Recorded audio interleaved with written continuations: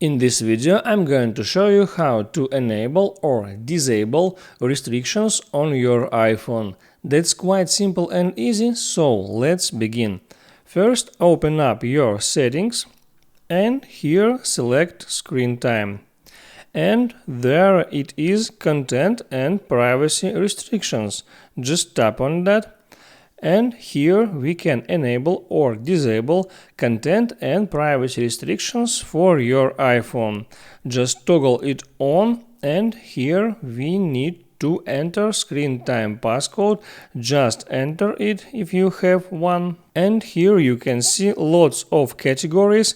You can scroll down and then you can allow or don't allow any changes in any categories. For example, photos, I selected that one, and here I can make a restriction. For example, for Instagram, I tap here and I can change this option from all photos to none. So now Instagram application wouldn't be able to get access to my photos.